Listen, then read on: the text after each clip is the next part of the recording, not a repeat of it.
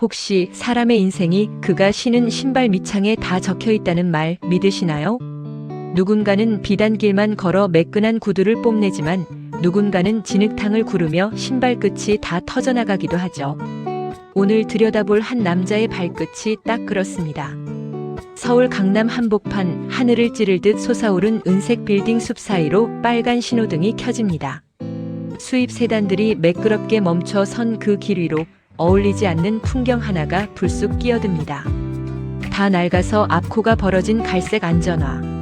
뒤축은 이미 주저앉았고 끈은 몇 번이나 다시 묶었는지 매듭이 울퉁불퉁합니다. 그 신발의 주인은 올해 74세 강한구 노인입니다. 그는 지금 자신의 키보다 몇 배는 높은 금빛 유리문 앞에 서 있습니다. 이 화려한 백화점 안으로 들어가려는 그의 손에는 때가 타서 거뭇해진 면장갑이 쥐어져 있네요. 안전화가 대리석 바닥에 닿을 때마다 쩍쩍 기분 나쁜 마찰음이 들립니다. 지나가는 사람들은 코를 찡긋하며 거리를 둡니다. 하지만 노인은 아랑곳하지 않습니다. 그저 멍하니 쇼윈도 안에 걸린 수백만 원짜리 코트를 바라볼 뿐입니다. 한구 씨의 아침은 남들보다 조금 빠릅니다. 새벽 4시면 어김없이 눈을 뜨죠.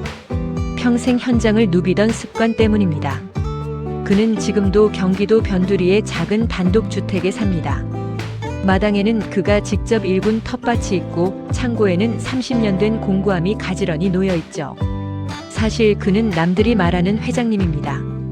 강남 일대에 그의 손을 거치지 않은 빌딩이 없고 그가 소유한 땅의 가치는 이미 숫자로 가늠하기 힘든 수준입니다.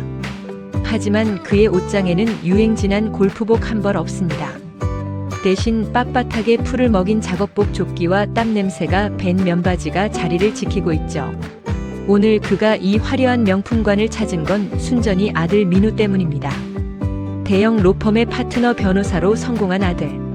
민우는 아버지가 이런 행색으로 다니는 게 늘 가시 같았습니다. 아버지, 제가 지금 주차하고 올라갈게요. 거기 매장 입구 소파에 앉아 계세요. 절대 움직이지 마시고요. 아들의 목소리는 다정했지만 어딘가 명령조입니다. 한구 씨는 쓴웃음을 짓습니다. 아들에겐 이 아버지가 고쳤어야 할 낡은 물건처럼 느껴지는 모양입니다. 한구 씨는 아들이 일러준 대로 명품 매장 앞 가죽 소파로 향합니다. 한눈에 봐도 귀해 보이는 검은색 소파입니다. 그는 잠시 망설입니다. 내 낡은 바지가 이 깨끗한 가죽을 더럽히지는 않을까? 엉덩이를 반쯤 걸치고 조심스레 몸을 내립니다. 그때였습니다. 어머 할아버지, 거기 앉으시면 안 돼요. 날카로운 목소리가 매장의 정적을 깹니다. 이현주 매니저입니다. 그녀는 마치 오물을 본 듯 미간을 잔뜩 찌푸린 채 달려옵니다. 한구 씨는 반쯤 굽혔던 무릎을 다시 펴며 당혹스럽게 그녀를 바라봅니다. 아, 예. 아들이 여기서 기다리라고 해서요. 아드님요? 여긴 대기실이 아니에요. 손님들 제품 시착해보는 전용 소파라고요. 보시다시피 이 가죽 이태리에서 공수해온 최고급이에요. 어르신 옷에 묻은 먼지나 흙이 묻으면 저희가 책임져야 한다고요. 현주는 한구 씨의 발끝을 노려봅니다. 다 터진 안전화에서 떨어진 마른 진흙 조각이 대리석 바닥에 굴러다니고 그녀는 질색하며 경비원을 부르기 위해 무전기를 집어듭니다. 팀장님, 여기 1층 매장 앞에요. 노숙자로 보이는 분이 소란을 피우고 계셔서요. 빨리 와서 처리 좀 해주세요. 한구 씨는 입을 뗐다가 다시 다뭅니다. 변명하고 싶지 않습니다. 아니, 변명이 통하지 않는 눈빛이라는 걸 수천 명의 인부를 상대해본 그는 직감적으로 압니다. 사람의 눈이 아니라 오직 겁겁대기만 훑는 저 차가운 시선 말입니다. 그는 조용히 뒤를 돌아 매장 밖으로 걸음을 옮깁니다. 쩍쩍. 다시 그 기분 나쁜 소리가 들립니다. 등 뒤에서 현주의 비웃음 섞인 목소리가 들려옵니다. 요새는 백화점 문턱이 너무 낮아졌다니까. 아무나 막 들어오고 말이야. 백화점 유리문에 비친 자신의 모습이 보입니다. 허름한 조끼, 주름진 얼굴, 그리고 볼품없는 안전화. 한구 씨는 문득 생각합니다. 내가 평생을 바쳐 지어 올린 이 건물들이 결국 나 같은 사람을 밀어내기 위해 존재했던 것일까? 그는 백화점 입구 분수대 앞에 멈춰섭니다. 화려한 물줄기가 솟구치지만 그의 마음은 차갑게 식어갑니다. 아들 민우가 뛰어오는 모습이 보입니다. 아들은 아버지를 보자마자 짜증 섞인 한숨을 내뱉습니다. 아버지, 거기 있지 말고 안에서 기다리시라니까요. 왜 여기서 이러고 계세요? 한구 씨는 아들의 손등을 가만히 두드립니다. 그리고 낮게 은졸입니다. 민우야, 옷이 사람을 만드는 게 아니라 사람이 옷을 만드는 거란다. 그런데 저 안에는 옷만 있고 사람은 없더구나. 아들은 이해하지 못하겠다는 듯 고개를 젓습니다. 하지만 한구 씨의 시선은 백화점 꼭대기층에 걸린 그룹 로고를 향합니다. 30년 전 자신이 직접 초석을 놓고 빔을 올렸던 그 건물. 그는 이제 결심합니다. 잊고 있었던 거인의 무게를 세상에 다시 보여주기로 말이죠. 그가 다시 안전화 끈을 꽉 조여맵니다. 이제는 물러서기 위해서가 아니라 당당히 들어가기 위해서입니다. 거인의 발걸음이 다시 백화점을 향합니다. 사람들은 모릅니다. 지금 저 노인이 신고 있는 낡은 신발이 이 거대한 빌딩을 지탱하는 진짜 뿌리였다는 사실을 말이죠. 이제 곧 화려한 쇼윈도 뒤에 숨겨진 추악한 진실이 하나씩 벗겨지기 시작할 겁니다. 자, 여러분이라면 이 상황에서 어떤 선택을 하시겠습니까? 백화점 밖으로 밀려났던 한구 씨가 다시 그 금빛 유리문 앞에 섭니다. 아들 민우는 당황한 기색이 역력하네요. 아버지를 말려보려 소매를 붙잡지만 한구 씨의 팔은 평생 현장에서 다져진 통나무처럼 단단합니다. 한구 씨는 아들의 손을 가만히 떼어내고는 아까보다 더 또박또박한 걸음으로 안을 향합니다. 백화점 1층은 여전히 화려합니다. 향수 냄새가 코끝을 찌르고 사람들은 저마다의 부유함을 뽐내며 걷고 있죠. 그 한복판을 가로지르는 낡은 안전화는 이제 이질감을 넘어 하나의 선언처럼 보입니다. 한구 씨는 아까 자신을 쫓아냈던 매장으로 다시 향합니다. 현주 매니저는 마침 매장 입구에서 VIP 고객을 배웅하고 있습니다. 허리를 숙여 공손하게 인사하던 그녀가 다시 나타난 한구 씨를 발견합니다. 그녀의 얼굴이 순식간에 일그러집니다. 우아하게 정리된 눈썹이 파르르 떨리네요. 아니, 할아버지, 제가 분명히 나가라고 말씀드렸잖아요. 여기 경비원분들 안 오셨어요? 현주의 목소리가 아까보다 더 날카롭게 울려 퍼집니다. 주변의 시선이 일제히 한구 씨에게 꽂힙니다. 그 중에는 은근한 비웃음도 있고 노골적인 불쾌함도 섞여 있습니다. 아들 민우가 보다 못해 현주의 앞을 가로막습니다. 매니저님, 말씀이 너무 심하시네요. 저희 아버지십니다. 옷을 사러 온 고객이라고요. 현주는 민우의 매끈한 정장과 고가의 손목시계를 훑어봅니다. 그리고는 비웃음 섞인 콧방귀를 낍니다. 아드님이 변호사면 뭐합니까? 부모님 교육을 이렇게 시키시면 안 되죠. 여긴 격이라는 게 있는 곳이에요. 이런 행색으로 앉아 계시면 다른 고객들이 불쾌해한다고요. 한구 씨는 가만히 현주를 응시합니다. 그의 눈은 깊고 고요합니다. 화를 내는 것도 억울해하는 것도 아닙니다. 그저 아주 먼 곳을 바라보는 듯한 눈빛이죠. 그는 주머니에서 낡은 가죽 지갑을 꺼냅니다. 실밥이 터져나온 세월이 묻은 지갑입니다. 현주는 그 지갑을 보는 순간 고개를 돌리며 헛웃음을 터뜨립니다. 거기서 1,000원짜리 몇 장 꺼내서 시위라도 하시게요? 할아버지, 여기 옷 한 벌이 할아버지 반년치 생활비보다 비쌀 텐데 장난 그만하고 나가세요. 한구 씨는 지갑에서 꼬깃꼬깃 접힌 종이 한 장을 꺼냅니다. 돈도 카드도 아닙니다. 오래된 메모지 한 장이죠. 그는 그것을 카운터 위에 조용히 올려놓습니다. 매니저님, 이 건물 12층에 가면 지점장실이 있을 게야. 거기 가서 이 메모 좀 전달해 주겠나? 현주는 기가 막힌다는 듯 메모지를 손가락 끝으로 집어듭니다. 거기엔 빛바랜 글씨로 강한구라는 이름 석자와 낡은 인장이 찍혀 있습니다. 현주는 그 종이를 단숨에 구겨 바닥에 던져버립니다.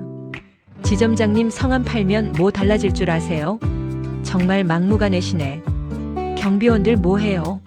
당장 이 노인네 안 끌어내고. 경비원 2명이 다가와 한구의 양팔을 붙잡으려 합니다. 그때였습니다. 한구 씨의 몸이 바위처럼 고정됩니다. 건장한 경비원들이 힘을 써보지만 노인의 몸은 꿈쩍도 하지 않습니다. 한구 씨는 자신을 붙잡은 경비원의 손을 내려다보며 조용히 입을 엽니다. 이 빌딩을 올릴 때 말이야. 기초공사만 꼬박 2년을 했어. 비가 오나 눈이 오나 내가 저 밑바닥에서 말뚝을 박았단 말이지. 경비원들이 당황하며 서로를 쳐다봅니다. 현주는 짜증이 극에 달해 소리를 지릅니다. 무슨 헛소리를 하시는 거야? 빨리 끌어내라니까요. 갑자기 저 멀리서 구두 굽소리가 급하게 들려옵니다. 백화점 지점장과 보안팀장이 사색이 된 얼굴로 뛰어오고 있습니다. 현주는 지점장이 직접 나타난 것을 보고 회심의 미소를 짓습니다. 이제 저 노인네는 본때를 보여주겠구나 생각한 거죠. 지점장님, 여기 이 노인분이 계속 영업 방해를 하고 있어서 제가. 지점장은 현주의 말을 듣지도 않고 그녀를 밀쳐냅니다. 그리고는 한구 씨 앞에 서서 숨을 헐떡이며 허리를 90도로 숙입니다. 그의 이마에는 식은땀이 비오듯 흐르고 있습니다. 회 회장님, 여기까지 어쩐 일이십니까? 미리 연락도 없이. 매장 안이 찬물을 끼얹은 듯 고요해집니다. 현주의 눈동자가 갈피를 못 잡고 흔들립니다. 지금 지점장이 누구에게 회장님이라고 부르는 건지 현실감이 느껴지지 않는 모양입니다. 한구 씨는 바닥에 떨어진 구겨진 메모지를 지팡이 끝으로 가리킵니다. 지점장, 이 백화점은 화려하게 잘 키웠더군. 그런데 거름이 썩은 줄은 몰랐나 봐. 지점장은 바닥에 떨어진 메모지를 정성스럽게 주워 펴더니 현주를 향해 번개 같은 시선을 쏩니다. 현주는 다리에 힘이 풀려 주저앉을 뻔합니다.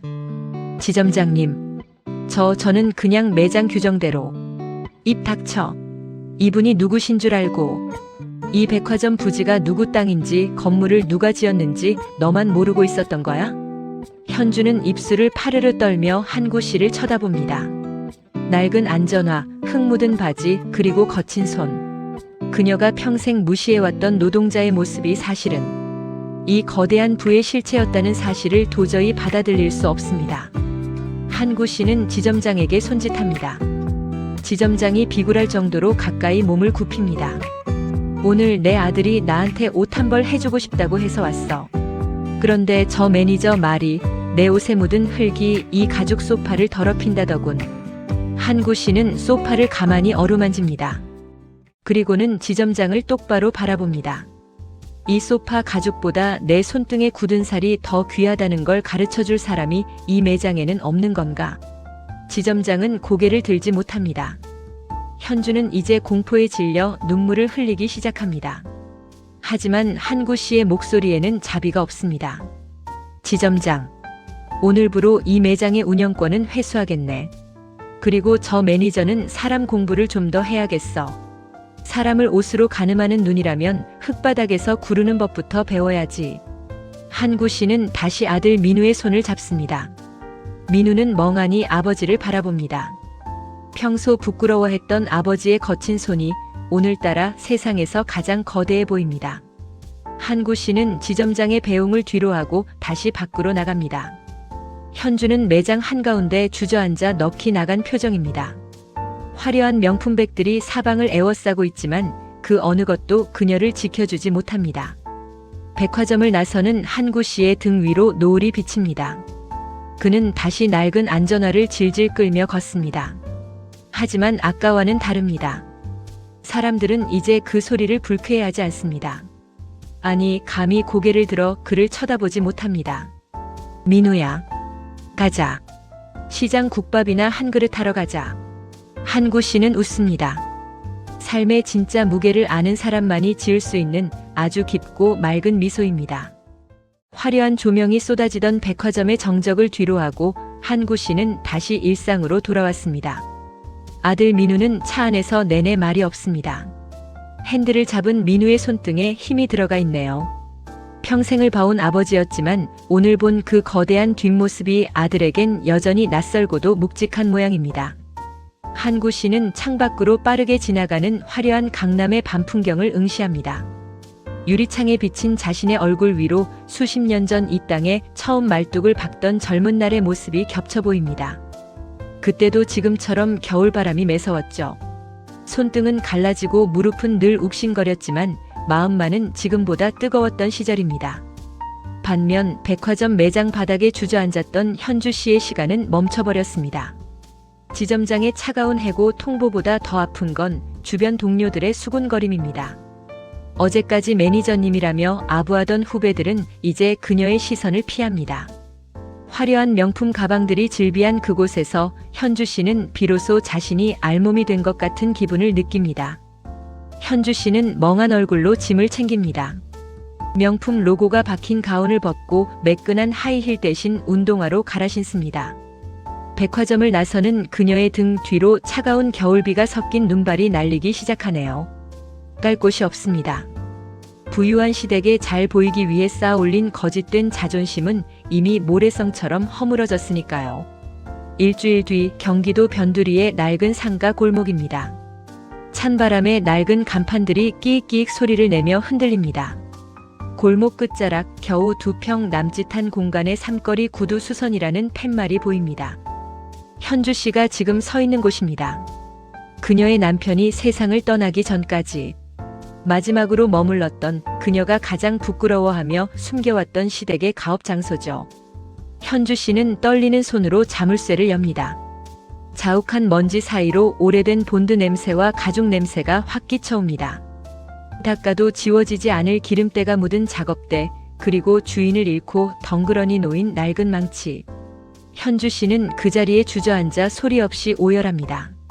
명품관의 실크 소파보다 훨씬 차갑고 딱딱한 시멘트 바닥이 그녀의 무릎을 파고듭니다. 한편 한구 씨는 평소처럼 텃밭을 일구고 있습니다. 배추를 갈무리하던 그의 손끝에 깊은 흉터가 보입니다. 아들 민우가 다가와 털썩 곁에 앉네요. 아버지, 정말 그 매니저를 그렇게까지 하셔야 했어요? 마음이 좀 안 좋으신 건 아니고요. 한구 씨는 흙 묻은 장갑을 벗으며 하늘을 봅니다. 잿빛 구름 사이로 희미한 햇살이 비칩니다. 민우야, 잔이 가득 차 있으면 새 물을 담을 수가 없는 법이야. 그 애는 지금 잔을 비우는 중일 게다. 그게 얼마나 아프고 쓰린 일인지 나도 잘 알지. 한구 씨는 창고에서 낡은 신문지에 쌓인 물건 하나를 꺼냅니다. 바로 그날 백화점에서 문전박대당했던 낡은 안전화입니다. 신발 밑창은 이미 수명을 다해 너덜거리고 있습니다. 한구 씨는 그 신발을 가만히 내려다보며 결심한 듯 아들에게 말합니다. 이놈을 좀 고쳐야겠다. 이제 제자리를 찾아가야 할 때가 됐어. 민우는 아버지가 새 신발을 사는 대신 왜 굳이 그 낡은 것을 고집하는지 묻지 않습니다. 대신 아버지가 가리키는 방향을 따라 묵묵히 차 시동을 겁니다. 눈발이 점점 굵어지는 오후입니다. 현주 씨는 서툰 솜씨로 가게 안의 먼지를 털어냅니다. 하얀 손은 금세 검은 그을음과 먼지로 더러워집니다. 하지만 이상하게도 마음만은 백화점에 있을 때보다 차분해집니다. 그때 낡은 유리문 너머로 낯익은 그림자가 비칩니다. 딸그랑 소리를 내며 문이 열립니다. 현주 씨는 고개를 들었다가 그대로 얼어붙습니다. 거기 낡은 작업복 차림의 강한구 노인이 서 있습니다. 현주 씨의 어깨가 눈에 띄게 떨립니다. 그녀는 들고 있던 걸레를 떨어뜨리며 고개를 숙입니다. 회장님, 여기까지 어떻게? 한구 씨는 대답 대신 신문지에 싼 뭉치를 작업대 위에 올려놓습니다. 풀어진 신문지 사이로 그날의 안전화가 모습을 드러냅니다. 이거 고칠 수 있겠나? 현주 씨는 안전화를 내려다봅니다. 백화점 조명 아래서는 그토록 추해 보이던 신발이 이 낡은 수선집의 햇살 아래서는 마치 훈장처럼 보입니다. 신발 구석구석 박힌 흙과 닳아버린 가죽은 한 남자가 살아온 정직한 고통의 기록입니다. 현주 씨는 떨리는 손으로 안전화를 받아듭니다. 제가 감히 이 신발등의 무게를 견딜 수 있을까요? 저는 사람을 볼 줄도 모르는 눈먼 사람이었는데요. 현주 씨의 눈물이 안전화의 마른 가죽 위로 툭 떨어집니다. 한구 씨는 그 모습을 지켜보며 조용히 빈 의자에 앉습니다. 구두는 가죽으로만 고치는 게 아니야. 그 신발을 신고 걸어온 사람의 시간을 이해해야 진짜 고칠 수 있는 거지. 시간이 얼마나 걸려도 좋으니 이 신발이 다시 당당하게 길을 나설 수 있게 해보게. 현주 씨는 소매로 눈물을 닦고 망치를 집어듭니다. 처음으로 잡아보는 남편의 유품입니다. 투박한 망치질 소리가 좁은 수선집 안을 채우기 시작합니다. 탕 소리가 울릴 때마다 현주 씨의 마음속에 쌓였던 오만과 편견의 껍데기가 조금씩 깨져나갑니다. 한구 씨는 그 소리를 들으며 지그시 눈을 감습니다. 복수는 누군가를 무너뜨리는 것이 아니라 누군가를 다시 세우는 일이라는 것을 그는 몸소 보여주고 있습니다. 거인의 낡은 구두가 이제 새로운 생명을 얻기 위해 숨을 고르고 있습니다. 사람들은 말합니다.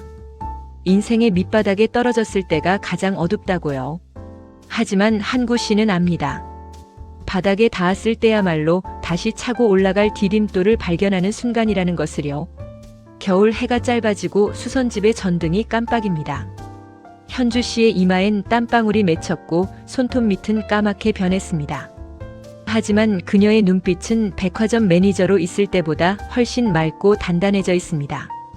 이 기묘한 인연은 두 사람의 인생을 어디로 이끌고 가게 될까요? 좁고 어두운 수선집 안으로 탕 일정하게 울려 퍼지는 망치 소리가 차가운 겨울 공기를 데웁니다. 한구 씨는 구석에 놓인 삐걱거리는 나무 의자에 앉아 그 소리를 가만히 듣고 있습니다. 현주 씨의 손은 어느새 굳은 살이 박인 노동자의 그것처럼 거칠어졌네요. 하얀 손가락 마디마디에 밴 검은 구두약이 그녀가 보낸 지난 며칠의 시간을 말해줍니다. 현주 씨는 지금 한구 씨의 낡은 안전화를 수술대에 올린 의사처럼 비장합니다. 벌어진 밑창 사이로 비집고 나온 흙을 조심스레 긁어내고 갈라진 가죽에는 기름을 먹여 숨을 불어넣습니다. 백화점에서 수백만 원짜리 명품백을 다룰 때보다 훨씬 정성스러운 손길입니다. 그때는 상품의 가격을 받지만 지금은 그 신발에 깃든 삶의 무게를 보고 있기 때문이죠. 한구 씨는 묵묵히 일하는 현주 씨의 뒷모습을 보며 생각에 잠깁니다. 사람의 마음을 돌리는 건 호통이나 권력이 아니라는 사실을요. 스스로 자신의 오만을 깎아내고 그 빈자리에 타인의 노고를 채워넣는 이 과정이야말로 진짜 교육이라는 걸 그는 믿고 있습니다. 현주 씨가 굽혔던 허리를 펴며 깊은 한숨을 내뱉습니다. 이마에 맺힌 땀을 소매로 닦아내자 얼굴에 검은 자국이 번집니다. 하지만 그녀의 눈은 어느 때보다 형형하게 빛납니다. 그녀는 작업대 위에 놓인 안전화를 소중히 감싸 안고 한구 씨 앞으로 다가옵니다. 다 됐습니다, 회장님. 제가 할 수 있는 최선을 다했어요. 가죽이 너무 말라 있어서 기름을 먹이는데 시간이 좀 걸렸네요. 한구 씨는 안경을 고쳐 쓰고 신발을 받아듭니다. 투박했던 안전화는 이제 은은한 광택을 머금고 있습니다. 터졌던 솔기는 단단하게 메워졌고 주저앉았던 뒤축도 꼿꼿하게 일어섰습니다. 한구 씨는 거친 손가락으로 가죽의 결을 하나하나 쓸어봅니다. 단단하구먼. 죽어가던 놈이 다시 숨을 쉬는 것 같아. 자네, 남편이 쓰던 망치가 무겁지는 않던가. 현주 씨는 잠시 고개를 떨구다가 다시 한구 씨를 똑바로 응시합니다. 그녀의 눈에 맺힌 건 슬픔이 아니라 맑은 깨달음입니다. 이현주 처음엔 손목이 끊어질 듯 아팠습니다. 그런데 망치질을 할수록 알겠더라고요. 제 남편이 그리고 회장님이 매일 마주하셨던 게 이 무게였다는 걸요. 저는 그 무거운 무게도 모르면서 겉모습의 가벼움만 쫓으며 살았습니다. 한구 씨는 빙글에 미소를 짓습니다. 그리고는 품 안에서 두툼한 봉투 하나를 꺼내 작업대 위에 놓습니다. 현주 씨는 소스라치게 놀라며 손사래를 칩니다. 아니요, 회장님. 이건 받을 수 없습니다. 제 잘못을 씻는 과정이었을 뿐입니다. 제발 거두어 주세요. 이건 구두 수선비가 아니야. 자네의 그 정직해진 손에 주는 첫 월급이자 내가 제안하는 새로운 길의 입장권이지. 현주 씨가 의아한 표정으로 한구 씨를 바라봅니다. 한구 씨는 창밖으로 지나는 시장 사람들을 가리키며 말을 잇습니다. 내가 이번에 거인 장학재단이라는 걸 하나 만들었네. 돈만 주는 재단이 아니라 현장에서 땀 흘리는 청년들에게 기술과 철학을 가르치는 곳이지. 자네처럼 화려함의 끝을 보고 다시 바닥의 소중함을 깨달은 사람이 그 아이들을 관리해줬으면 좋겠어. 회장님, 저 같은 사람이 어떻게 그런 귀한 일을 하겠습니까? 저는 이미 업계에서 낙인 찍힌 사람인걸요. 낙인이 아니라 훈장이라 생각하게. 넘어져 본 사람만이 넘어지는 법을 가르칠 수 있는 법이야. 자네가 백화점에서 배운 세련된 서비스에 여기서 배운 진심을 섞는다면 세상 어디에도 없는 최고의 멘토가 될 걸세. 현주 씨는 봉투를 쥐고 다시 한번 오열합니다. 이번에는 절망의 눈물이 아닙니다. 누군가에게 다시 필요해졌다는 안도감, 그리고 자신의 과오를 씻을 기회를 얻었다는 뜨거운 감사의 눈물입니다. 그때 수선집 문이 열리며 아들 민우가 들어옵니다. 그는 몰라보게 달라진 안전화와 현주 씨의 행색을 보고 묘한 표정을 짓습니다. 부끄러워하던 아버지의 낡은 신발이 이제는 마치 고가의 예술품처럼 느껴지는 기분입니다. 아버지, 약속 시간 다 됐습니다. 재단 설립 이사회분들이 기다리고 계세요. 한구 씨는 자리에서 일어나 수선된 안전화로 갈아 신습니다. 발에 착 감기는 그 감각이 마치 수십 년 전 첫 현장에 나가던 날처럼 생경하고 벅찹니다. 그는 현주 씨에게 마지막으로 짧은 인사를 건넵니다. 다음 주 월요일에 재단 사무실로 오게. 그땐 작업복 말고 자네가 가장 아끼는 당당한 옷을 입고 오너라. 자네는 이제 충분히 그럴 자격이 있으니까. 한구 씨가 수선집을 나섭니다. 쩍쩍 소리가 나던 예전의 걸음이 아닙니다. 이제 그의 걸음은 묵직하면서도 경쾌하게 대지를 울립니다. 현주 씨는 문 앞까지 나와 한구 씨의 뒷모습을 향해 깊이 고개를 숙입니다. 시장통의 낡은 지붕 위로 눈발이 멈추고 맑은 겨울 달빛이 쏟아집니다. 현주 씨는 자신의 거칠어진 손바닥을 가만히 들여다봅니다. 구두약 냄새가 진동하는 이 작은 방이 이제 그녀에겐 세상에서 가장 고귀한 출발지가 되었습니다. 눈부시게 하얗던 겨울이 가고 어느덧 시장 골목 담벼락에는 연분홍 매화가 고개를 내밉니다. 한구 씨의 마당에도 꽁꽁 얼었던 흙이 풀리며 보드라운 흙내음이 올라오네요. 그는 오늘도 평소와 다름없이 이른 새벽 마당을 씁니다. 비질 소리가 리드미컬하게 정막을 깨고 마당 구석에는 작년에 갈무리해 둔 씨앗 봉투들이 햇살을 기다리며 나란히 놓여 있습니다. 한구 씨는 마루 끝에 앉아 자신의 발을 내려다봅니다. 현주 씨가 정성껏 고쳐준 그 안전화입니다. 가죽은 이제 제법 부드러워져 발등을 포근하게 감싸고 덧대어진 밑창은 웬만한 자갈길에도 끄떡없을 만큼 단단해졌습니다. 한구 씨는 손등의 검버섯을 가만히 어루만지며 신발끈을 천천히, 아주 천천히 조여맵니다. 저 멀리 골목 어귀에서 익숙한 자동차 소리가 들립니다. 아들 민우입니다. 오늘은 평소 입던 빳빳한 정장 대신 조금은 편안한 면바지에 점퍼 차림이네요. 민우는 차에서 내려 아버지의 마당으로 들어섭니다. 손에는 따뜻한 커피 2잔이 들려 있습니다. 아버지, 벌써 준비 다 하셨어요? 재단 첫 수료식 날인데 제가 모셔야죠. 한구 씨는 아들이 건네는 커피를 받아주며 말없이 웃습니다. 뜨거운 김이 모락모락 올라오는 커피잔 너머로 아들의 눈빛이 예전보다 한결 깊어진 것을 느낍니다. 예전의 민우라면 아버지의 안전화에 묻은 흙을 먼저 털어내려 했겠지만 지금은 그저 그 신발과 나란히 서서 보폭을 맞춥니다. 재단 사무실이 위치한 건물의 로비. 이곳은 한구 씨가 젊은 시절 직접 콘크리트를 타설했던 곳입니다. 이제는 현대식으로 리모델링되어 몰라보게 세련되졌지만 한구 씨는 기둥 하나, 벽면의 질감 하나에서 그때의 손맛을 기억해냅니다. 로비 정면에는 화려한 간판 대신 한구 씨가 평생 사용하던 낡은 수평계와 망치가 유리암 속에 전시되어 있습니다. 사무실 문을 열자 단정한 정장 차림의 현주 씨가 밝은 얼굴로 맞이합니다. 그녀의 옷차림은 백화점 시절처럼 화려하지 않지만 대신 소매 끝에 묻은 옅은 잉크 자국과 바쁘게 움직이는 발걸음에서 생기가 넘칩니다. 그녀는 이제 손님의 신발 가격을 묻지 않습니다. 대신 이곳을 찾는 청년들의 거친 손을 먼저 잡고 그들의 꿈을 묻습니다. 회장님 오셨어요? 오늘 수료하는 아이들이 직접 만든 작업화들입니다. 한번 봐주시겠어요?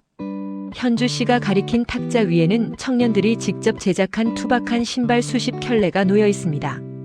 가공되지 않은 가죽의 냄새와 땀방울의 흔적이 고스란히 배어있는 신발들입니다. 한구 씨는 신발 하나하나를 들어 무게를 가늠해 봅니다. 어느 것 하나 가벼운 것이 없네요. 한구 씨는 수료식 무대 위에 오릅니다. 수많은 카메라와 박수갈채가 그를 향하지만 그는 화려한 조명보다 아래쪽 청년들의 발끝을 하나하나 눈에 담습니다. 그리고 준비해온 원고 대신 자신의 낡은 안전화를 툭툭 치며 짧게 한마디를 던집니다. 신발은 장식품이 아니야. 길 위에서 닳아 없어지기 위해 태어난 놈들이지. 자네들도 오늘부터 이 신발처럼 세상을 마음껏 닳게 만들며 걸어가게나. 수료식이 끝나고 사람들은 저마다의 길로 흩어집니다.